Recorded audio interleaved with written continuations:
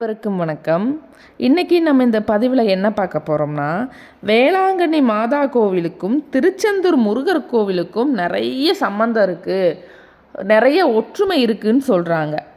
போர்ச்சுகீசியர் கடல் வாணிபம் பண்ணும்போது ஏற்பட்ட சுழல் மாதிரியே திருச்செந்தூர் கடலில் டச்சுக்காரர்கள் திருச்செந்தூர் முருகர் சிலையை கொள்ளையெடுத்து கொண்டு செல்லும்போது, அதாவது கிட்டத்தட்ட 350 வருஷங்களுக்கு முன்பாக அப்போது ஒரு பெரிய சுழல் ஏற்பட்டு இந்த டச்சுக்காரர்கள் கொள்ளையெடுத்து செல்லப்பட்ட முருகர் சிலையை கடலுக்குள்ளே திருப்பி வீசினார்கள்.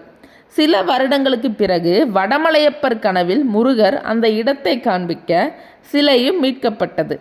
அதனால தான் திருச்செந்தூர் முருகர் சிலை உப்பு உறைந்து முகம் வடிவமில்லாமல் இருக்கு. அதே போல திருச்செந்தூர் நாழிக்கிணறு முருகர் சூரசம்ஹாரம் செய்த பிறகு கடலோரம் முழுவதும் இரத்தமாக காட்சியளிக்க வீரர்களுக்கும் தன் பக்தர்களுக்கும் தன்னுடைய வேலால் குத்தி நல்ல தண்ணீர் வரவழைத்தார்.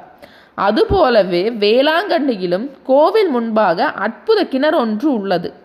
அதிலும் நல்ல தண்ணீர் தான் வருகின்றது. அதைத்தான் ஹோலி நீராக பயன்படுத்துகிறார்கள். நீங்கள் கேட்கலாம், இதில் என்ன இருக்குன்னு.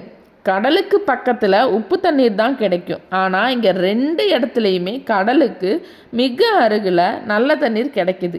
இதுதான் வேளாங்கண்ணி மாதா மற்றும் திருச்செந்தூர் கோவிலோட ஒற்றுமை மற்றும் அதிதீவிரமான சக்தின்னு சொல்கிறாங்க. இது போன்ற தகவல்களை தெரிஞ்சுக்க நம்ம யூடியூப் சேனலை சப்ஸ்கிரைப் பண்ணுங்கள். கூடவே பக்கத்தில் இருக்க பெல் ஐக்கானையும் ப்ரெஸ் பண்ணுங்கள்.